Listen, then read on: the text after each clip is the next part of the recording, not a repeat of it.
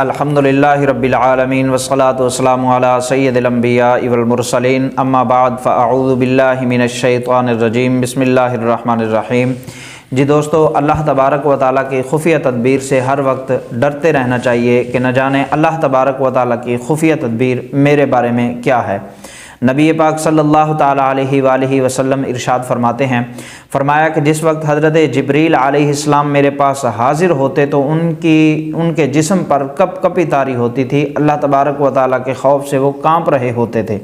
اور جس وقت شیطان کو مردود قرار دیا گیا، اللہ تبارک و تعالیٰ نے اپنی بارگاہ سے دھتکار دیا، تو اس وقت جبرائیل میکائیل علیہم السلام جو ہے وہ رونے لگے۔ تو اللہ تبارک و تعالیٰ نے پوچھا کہ کیوں روتے ہو، کیا وجہ ہے؟ میں کسی پہ ظلم نہیں کرتا۔ تو یہ مقرب فرشتے عرض کرنے لگے، یا رب العالمین، ہم تیری خفیہ تدبیر سے ڈرتے ہیں، کیونکہ شیطان کو اتنا قرب حاصل تھا، اب وہ دور ہو گیا، اور کتنا معزز تھا، مقرب تھا،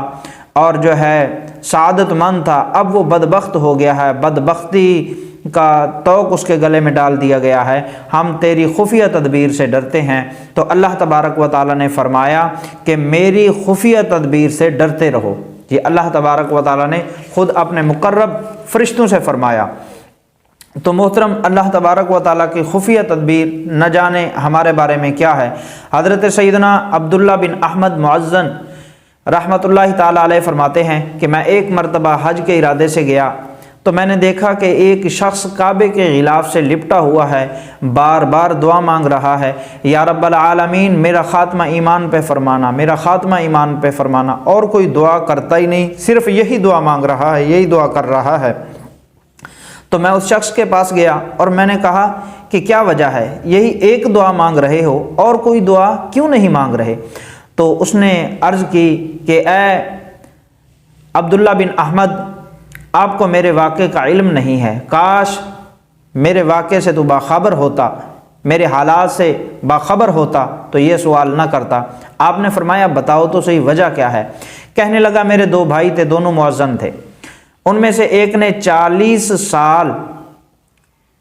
بلا معاوضہ جو ہے مسجد کے اندر اذان دی، اللہ تبارک و تعالیٰ کی رضا کے لیے اذان دی، اور 40 سال کے بعد جب مرا تو مرتے وقت اس نے کہا کہ مجھے قرآن لا کر دو۔ تو ہم نے قرآن لا کر دے دیا کہ ہو سکتا ہے اس سے برکت حاصل کرتا ہو، تو ہم نے قرآن اس کے ہاتھ میں تھما دیا۔ جب قرآن اس کے ہاتھ میں تھمایا تو اس نے کہا کہ تم گواہ ہو جاؤ، میرے ہاتھ میں قرآن ہے، تم گواہ ہو جاؤ، میں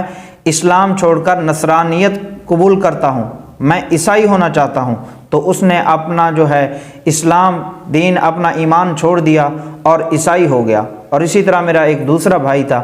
اس نے 30 سال مسجد میں بلا معاوضہ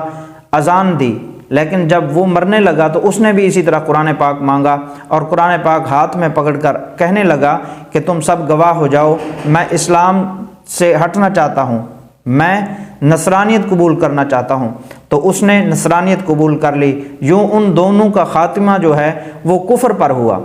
ساری زندگی، ایک نے 30 سال، ایک نے 40 سال اللہ تبارک و تعالیٰ کی عبادت کی اور اذان دی اللہ تبارک و تعالیٰ کی رضا کے لیے، تو جب وہ فوت ہوئے، جب مرے، تو ان کا خاتمہ ایمان پہ نہیں ہوا۔ تو یہ اللہ تعالیٰ کی خفیہ تدبیر ہے ان کے بارے میں۔ تو میں نے اس سے پوچھا کہ وجہ کیا ہے، ان کا ایسا کون سا گناہ تھا جس کی وجہ سے ان کا ایمان سلب کر لیا گیا؟ تو وہ کہنے لگا کہ میرے جو بھائی تھے وہ غیر عورتوں میں دلچسپی لیتے تھے، اور امردوں یعنی بے ریش لڑکوں کو شہوت کی نظر سے دیکھتے تھے، اپنی نظر کی حفاظت نہیں کرتے تھے، غیر محرم عورتوں کو دیکھتے تھے، اور امردوں بے ریش لڑکوں کو جو ہے وہ شہوت کی نظر سے دیکھتے تھے۔ تو محترم، حضرت سیدنا ابو یزید بستامی رحمۃ اللہ تعالیٰ علیہ کے بارے میں منقول ہے،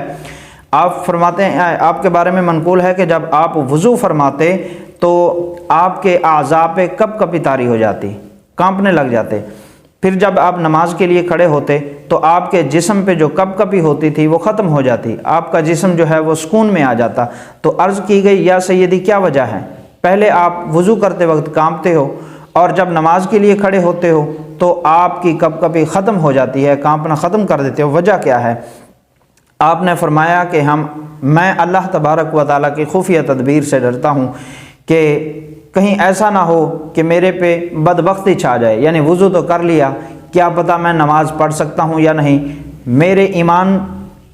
جو ہے میرا ایمان سلامت رہ سکتا ہے یا نہیں رہ سکتا، میں اس وجہ سے ڈرتا ہوں کہ میں نے وضو تو کر لیا ہے، اب کہیں ایسا نہ ہو کہ میں یہود و نصارہ کے گرجوں میں نہ جا پڑوں۔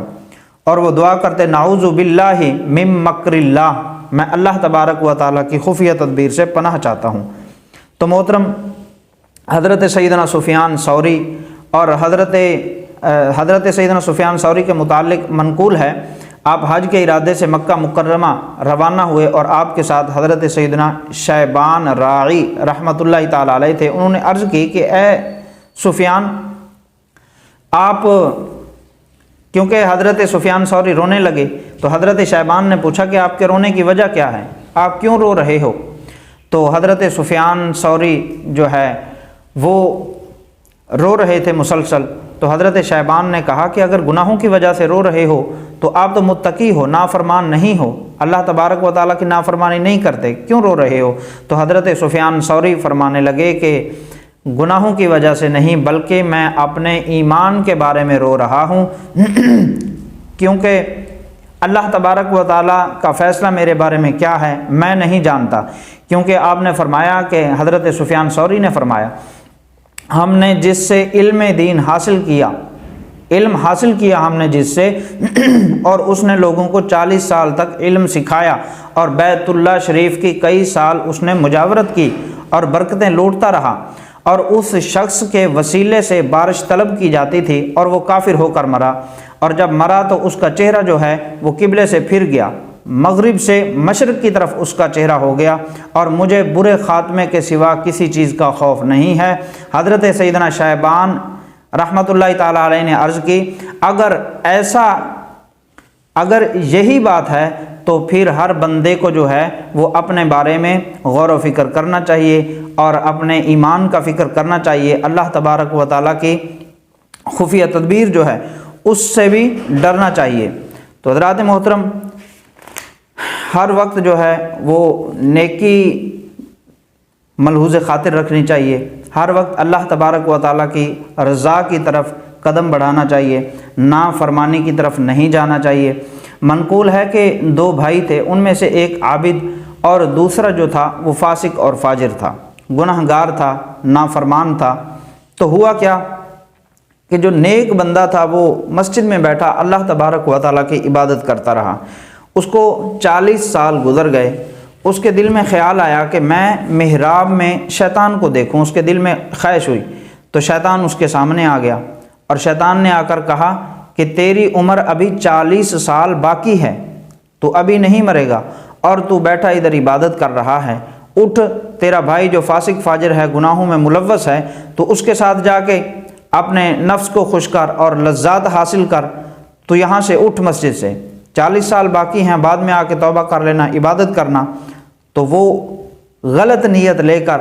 وہاں سے مسجد سے، اور اپنا جو کمرہ تھا، جس جگہ اس نے کمرہ عبادت والا بنایا ہوا تھا، اس سے وہ اٹھا اور اٹھ کر فاسق کے کمرے کی طرف جانے لگا۔ تو وہ نیچے رہتا تھا، اس نے سوچا کہ یار میرا بھائی عبادت میں زندگی گزار رہا ہے، میں گناہوں بھری زندگی گزار رہا ہوں، کیوں نہ ہو میں بھی نیکی میں زندگی گزاروں، میں بھی توبہ کر لوں۔ اب یہ توبہ کی نیت لیے اپنے نیک بھائی کے پاس جا رہا تھا، وہ گناہوں کی نیت لے کر نیچے فاسق کے پاس آ رہا تھا۔ تو ہوا یوں کہ جو اوپر سے نیچے آ رہا تھا وہ سیڑھیوں سے گرا، نیچے والا جو اوپر جا رہا تھا اس کے اوپر گرا، یہ دونوں مر گئے۔ اب علماء کرام فرماتے ہیں کہ دیکھیں، اس نے ساری زندگی عبادت کی اور اس نے گناہوں میں زندگی گزاری، آخری وقت ایسا آیا کہ وہ بری نیت لے کر جا رہا تھا اور یہ جو ہے یہ اچھی نیت لے کر جا رہا تھا۔ تو آگے فیصلہ کیا ہوگا وہ تو اللہ تبارک و تعالیٰ ہی بہتر جانتا